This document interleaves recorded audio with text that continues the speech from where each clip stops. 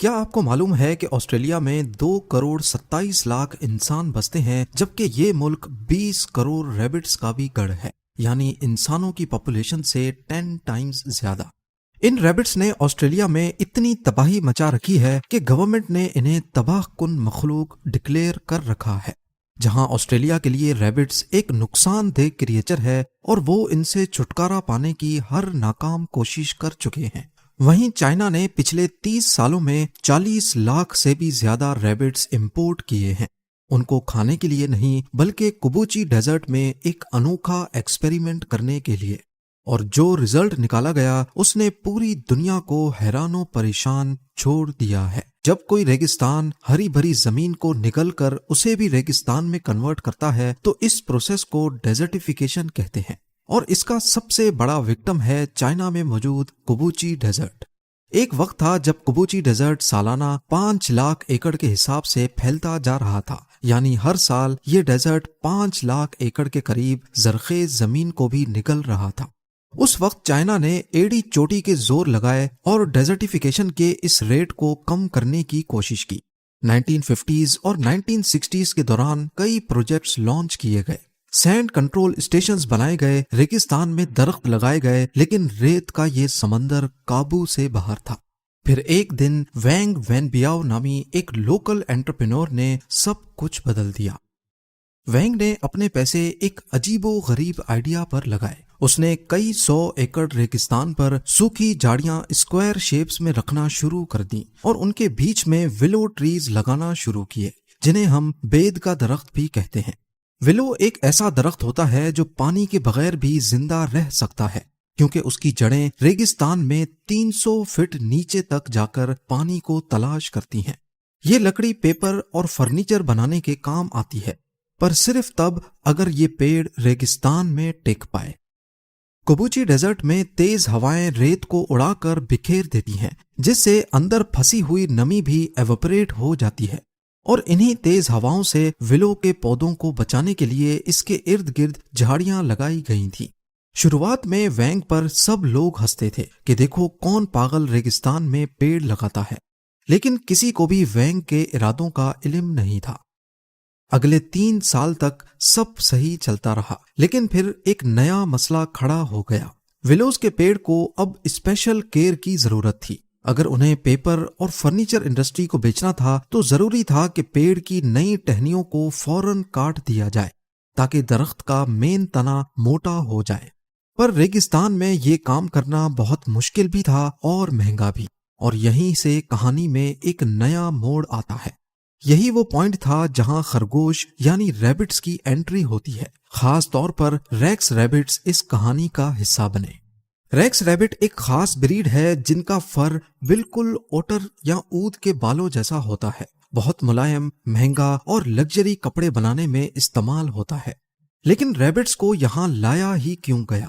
کیونکہ ان کی ایک چھوٹی سی عادت نے کبوچی ڈیزرٹ کے ایکو سسٹم کو ہی بدل دیا۔ ریکس ریبٹ ولو کے پیڑ سے نکلنے والی نئی ٹہنیوں کو کھانا پسند کرتے ہیں۔ جب وہ نئی اور پتلی ٹہنیاں کھاتے گئے تو درخت کا مین تنا اور زیادہ موٹا ہوتا گیا، جو پیپر انڈسٹری والے مہنگے داموں خرید کر جاتے تھے۔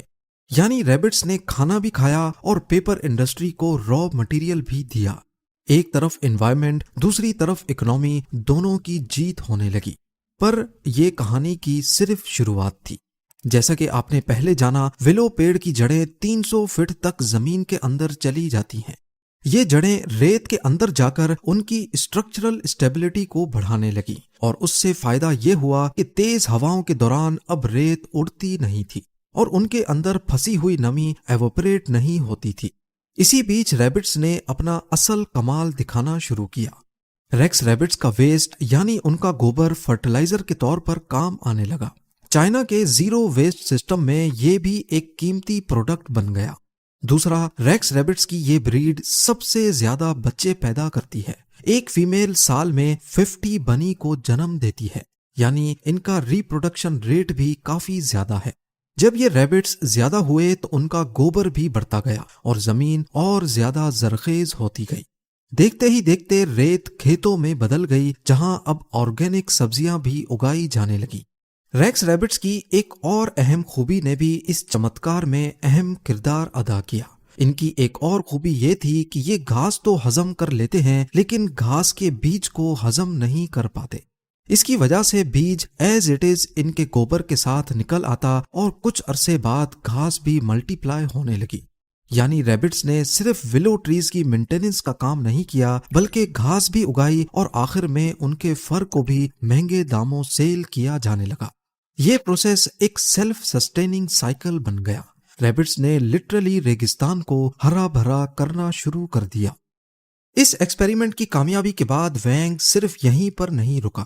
اس نے 100 بلڈوزرز کرائے پر لیے اور ریگستان کے ٹیلوں کو لیول کرنا شروع کر دیا۔ اس نے کھڈے بھرے، زمین سیدھی کی اور اس پر بھی ولو کے پیڑ لگانا شروع کر دیے۔ اس دوران لوکل لوگوں کو انکریج کیا کہ وہ ریکس ریبٹس پالیں۔ اس نے چائنیز گورنمنٹ کی مدد سے لاکھوں ریکس ریبٹس منگائے اور لوکل لوگوں میں بانٹ دیے۔ ہر گھر اب ایک چھوٹا فارم بن گیا۔ 10 سال تک یہ پروجیکٹ چلتا رہا اور پورا ایریا ہی بدل گیا۔ ایک وقت تھا جب یہاں ریت کے علاوہ کچھ نہیں ہوتا تھا، اب یہ ہرا بھرا ایریا ہے۔ کوبوچی ڈیزرٹ کا ٹوٹل ایریا 18,600 اسکوائر کلومیٹر پر پھیلا ہوا ہے، جس میں سے UN رپورٹ کے مطابق 33% یا پھر 6,250 اسکوائر کلومیٹر ہرا بھرا ہو چکا ہے۔ یہ 30 سالوں سے زیادہ کی محنت کا نتیجہ ہے۔ اس بدلاؤ کی وجہ سے کوبوچی ڈیزرٹ اب سی آف ڈیتھ کے بجائے ایکولوجیکل مارول کے نام سے جانا جاتا ہے۔ پر یہاں صرف انوائرمنٹ ہی نہیں بدلا، لوگوں کی زندگی بھی بدل گئی۔ چائنیز گورنمنٹ نے یہاں 3 ارب یوان کی انویسٹمنٹ کی، جو لگ بھگ $400 ملین بنتے ہیں، اور ان پیسوں سے یہاں نئے گاؤں بنائے گئے اور لوگوں کو ریگستان میں نیا روزگار فراہم کیا گیا۔ آج یہاں لاکھوں ایکڑ ریگستان پر لوگوں کا روزگار لگا ہوا ہے۔ 2000 سے زیادہ فارمز چل رہے ہیں اور ہر سال 30 لاکھ ریکس ریبٹس بیچے جاتے ہیں۔ ایک فارمر کی ایوریج سالانہ انکم $9,600 تک پہنچ چکی ہے۔ یعنی جو لوگ پہلے ریگستان چھوڑ کر بھاگ رہے تھے وہ اب یہیں پر امیر بن چکے ہیں۔ ایک ایسٹیمیٹ کے مطابق 10,000 لوگوں کی زندگی بدل چکی ہے۔ 2017 میں جب میڈیا رپورٹرز یہاں پر آئے تو انہوں نے دیکھا کہ یہاں کا ماحول پہلے سے 10 گنا زیادہ بہتر ہو چکا ہے۔ پیڑ پودے، گھاس، جانور اور انسان، سب کچھ ایک ردم میں چل رہا ہے۔ پر یہاں پر ایک سوال سب کے ذہن میں آ رہا ہوگا کہ اگر ریبٹس ریگستان کو واپس ہرا بھرا کر سکتے ہیں تو آسٹریلیا میں یہ خطرناک کیوں ہے؟ اصل میں آسٹریلیا میں 1859 سے پہلے تک کوئی ریبٹس ہی نہیں تھے۔ پھر ایک برٹشر نے یہاں صرف 24 ریبٹس چھوڑے تاکہ ان کی آبادی بڑھے اور پھر برٹشرز یہاں ان کا شکار کرنے آیا کریں۔ 70 سالوں بعد ان کی پاپولیشن اتنی زیادہ بڑھ گئی کہ اب وہ آؤٹ آف کنٹرول ہو گئے۔ آسٹریلیا میں ریبٹس اپنے نیچرل ہیبیٹیٹس میں رہتے ہیں، جبکہ چائنا میں انہیں کنٹرولڈ انوائرمنٹ میں رکھا جاتا ہے۔ ان سے صرف اتنا ہی کام لیا جاتا ہے جتنا سب کے فائدے میں ہے۔ یہی وجہ ہے کہ ریبٹس آسٹریلیا میں عذاب جبکہ چائنا میں بلیسنگ ہے۔ پر کوبوچی ڈیزرٹ کی کہانی صرف یہیں پر ختم نہیں ہوئی۔ یہیں پر بنا دنیا کا سب سے بڑا سولر پاور امیج، جسے جمنا سولر پاور پلانٹ کہا جاتا ہے۔ 6,000 ایکڑ پر پھیلا ہوا یہ پلانٹ قریب 50 لاکھ سولر پینل سے ملا کر بنایا گیا ہے، جو اسپیس سے دیکھنے پر دوڑتے ہوئے گھوڑے کی شیپ بناتے ہیں۔ گنیز ورلڈ ریکارڈ کے مطابق یہ دنیا کا سب سے بڑا سولر پینل امیج ہے۔ 2022 تک یہ plant 2.3 billion kilowatt energy generate کر چکا تھا۔ اس سے چائنا نے 7,60,000 ٹن کوئلہ بچایا اور 18 لاکھ ٹن کم کاربن ڈائی آکسائیڈ پروڈیوس کی۔ پر اگر آپ یہ سمجھ رہے ہیں کہ یہ پاور پلانٹ صرف بجلی بناتا ہے تو آپ بالکل غلط ہیں۔ یہ پلانٹ ڈیزرٹیفیکیشن سے بھی لڑتا ہے۔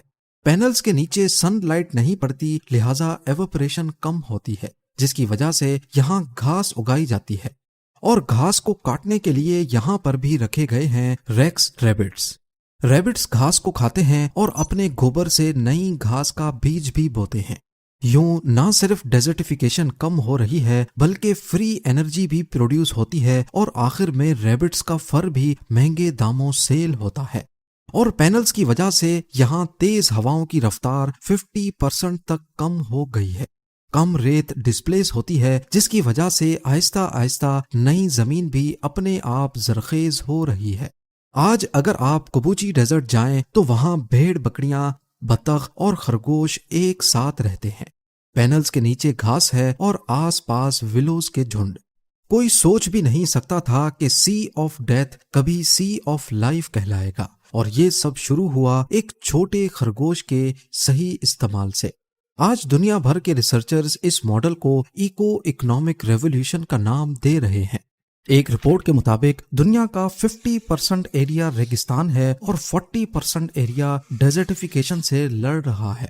آج یورپ سمیت امریکہ بھی چائنا کے اس ایکو اکنامک ریولیوشن سے سبق لینے کی کوشش کر رہا ہے۔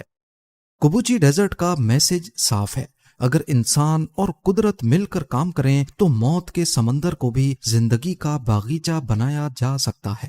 امید ہے زیم ٹی وی کی یہ ویڈیو بھی آپ لوگ بھرپور لائک اور شیئر کریں گے۔ آپ لوگوں کے پیار بھرے کامنٹس کا بے حد شکریہ۔ ملتے ہیں اگلی شاندار ویڈیو میں۔